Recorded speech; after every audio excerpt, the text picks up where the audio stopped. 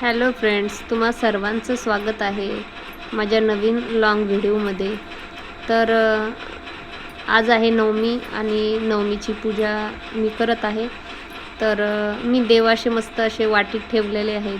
तर वाटीमध्ये कुंकुमार्चनसुद्धा मी करत असते 9 दिवस. त्याच्यामुळे मी वाटीत ठेवलेले देव आहेत. तर घरच्या देवाऱ्याची म्हणलं अगोदर पूजा करून घ्यावी, नंतर मला होम करायचा आहे. तर कोणी बघा होम अगोदर करतात, 9 दिवसामध्ये कुठल्याही दिवशी करतात, कोणी अष्टमीला करतात, कोण नवमीला करतात, ज्याच्या त्याच्या आपापल्या अडीअडचणीनुसार कोण अगोदर करतं, कोण नंतर करतं. तर मी आज नवमी आहे तर नवमीचाच होम करणार आहे. तर मी होम कसा करायचा त्याचा व्हिडिओसुद्धा मी माझ्या चॅनलला टाकलेला आहे, तुम्ही बघू शकता. तर मी ते स्वामी समर्थांचा फोटो ठेवलेला आहे, कारण मला माहीत नाही, पण मला प्रत्येक देवकार्यामध्ये मला स्वामींचा फोटो ठेवायला आवडतो किंवा माझ्या मनाची श्रद्धा आहे म्हणा तशी. आणि माझ्याकडे दुर्गा मातेची मूर्ती पण नाही आहे आणि फोटो पण नाही आहे. तर मी इथं गणपती बाप्पांच्या अगोदर पूजा करून घेण्यासाठी एक स्वस्तिक काढून गणपती बाप्पांना विराजमान केलेलं आहे तिथे.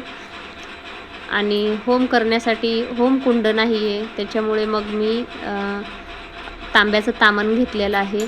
त्याच्यामध्ये थोडेसे तांदूळ टाकले खाली आणि त्याच्यावर करवंटी जाळून घेतलेली. तर मग मी ते जाळलेली करवंटी त्याच्यावर ठेवलेली आहे. आणि आता कापूर ठेवला त्याच्यावर आणि मग कापरावर छान अशी अग्नी प्रज्वलित करून घेणार आहे.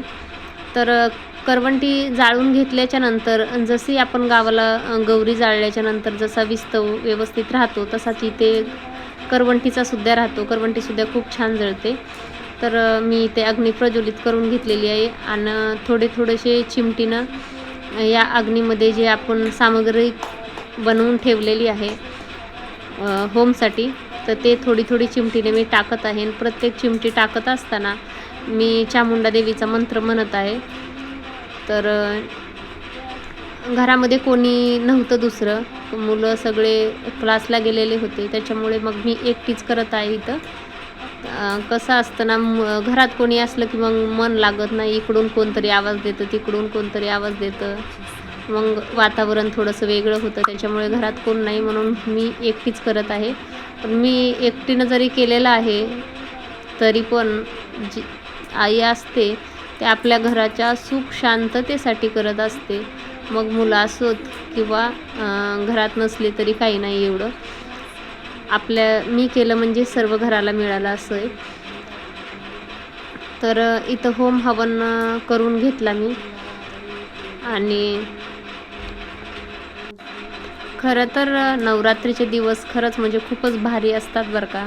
खूप छान वाटतं नवरात्रीमध्ये. आणि त्यात अजून गरबा बघण्यासाठी किंवा खेळण्यासाठी म्हणलं तर खूपच छान वाटतं. आम्ही गरबा बघण्यासाठी सुद्धा जात असतो. पण 2 दिवस ना मी गरबासुद्धा खेळण्याचा प्रयत्न केला आणि छानपैकी जमलासुद्धा. मला खूप छान वाटलं असं, एवढं भारी वाटलं. आता उद्या दसरा पण आहे, दसऱ्याची पूजा पण वेगळी असणार आहे. दसऱ्याच्या पूजेचासुद्धा मी व्हिडिओ नक्की टाकेन. तर तुम्ही होम हवन कसा केला तर ते सुद्धा तुम्ही सांगत राहा बरं का कमेंटमध्ये.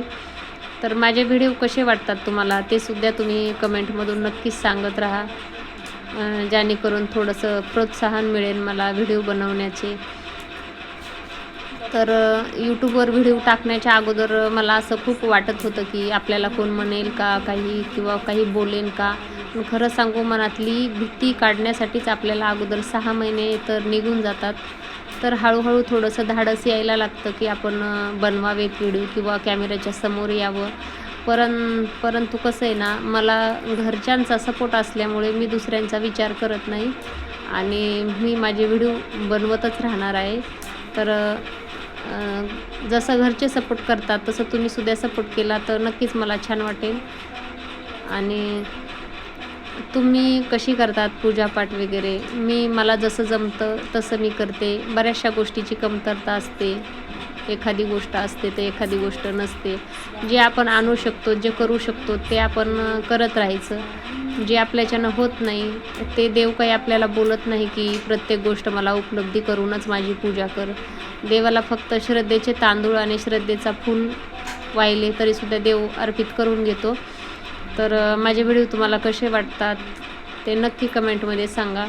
नंतर मी इथं देवाचे दर्शन वगैरे करून घेतले. होम पेटवल्याच्या नंतर जे घरात वातावरण तयार होतं ना, खरंच खूप छान वातावरण वाटतं. तर तुम्हाला नंतर मी ते कापूर थोडासा जाळून घेतला. कापूर जाळल्यानं सुद्धा तसं तर मी कापूर रोज घरात जाळत असते. तर मग थोडंसं घरातलं कामसुद्धा करून घेतलं आणि एवढं छान वाटतं ना, खरंच म्हणजे नवरात्रीमध्ये खूप भारीच वाटतं. तर खरंच तुम्हाला विनंती आहे माझी की तुम्हाला कसे वाटले व्हिडिओ ते नक्की सांगत राहा. इथे फूल आणलेले, कारण उद्या दसरा आहे, दसऱ्याचे फूल आणलेले इथं ते. तर मग मी घरातच हार बनवणार होते, म्हणून मी घरात हार बनवण्यासाठी फुलं टोपल्यामध्ये टाकून घेतले. मग आता मी इथे हार बनवून घेणार आहे.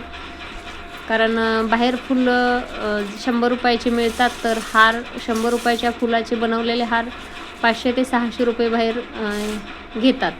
तर एवढे पैसे द्यायला नको किंवा आपल्याला परवडत नाही. तर मग 1 किलो मी फूल आणले आणि फुलाचे नंतर छोटे मोठे फूल बाजूला करून छानपैकी असे हार तयार करून घेतले आणि सर्व गाडीला, घरातल्या देवांना किंवा अजून दरवाजांना तोरण वगैरे. तर खूप छान असे फुलं आणलेले होते त्यांनी, एकदम सुके आहेत असे, याच्यावर पाणी किंवा किडके अजिबात फुलं नाही आहेत. तर खूपच छान फुलं इथं. तर म्हणलं थोडे बाजूला करून घ्यावे मोठे मोठे, ज्याने की खाली गोंडा लावण्याच्या कामी येतात. मोठे मोठे फुलं, छोटे छोटे फुलं साईडनं वाहण्यासाठी कामी येतात. तर माझ्यासारखं तुम्हीसुद्धा काटकसर करतच असताल तर तुम्ही नक्की सांगा आणि माझ्या व्हिडिओला लाईक आणि कमेंट करायला विसरू नका. सोबत सबस्क्राईब